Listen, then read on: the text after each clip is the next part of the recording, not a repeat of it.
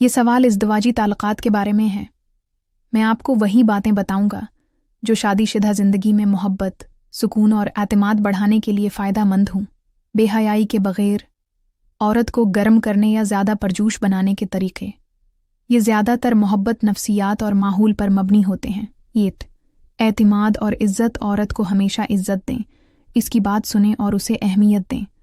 औरत जब ज़हनी तौर पर महफूज और मुतमईन होती है तभी वो शौहर के करीब आने में खुशी महसूस करती है। 2. मोहब्बत और नरमी। अच्छी गुफ्तगू करें, तारीफ़ करें और मोहब्बत भरे अल्फाज इस्तेमाल करें। छोटी छोटी बातों पर शुक्रगुज़ारी और प्यार का इजहार करें। 3.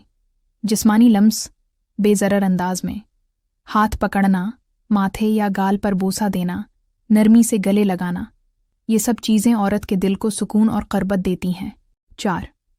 अच्छा माहौल। खुशबू, सफाई और सुकून वाला माहौल औरत को ज़्यादा करीब लाता है।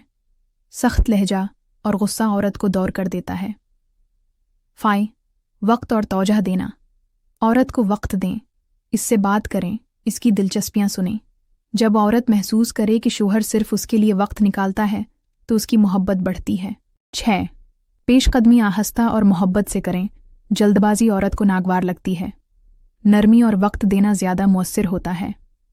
असल राज ये है कि औरत को सिर्फ जिस्मानी नहीं बल्कि जज्बाती तौर पर तैयार करना ज़रूरी है। जब वो दिल से राज़ी और खुश हो तो वो खुद भी परजोश हो जाती है।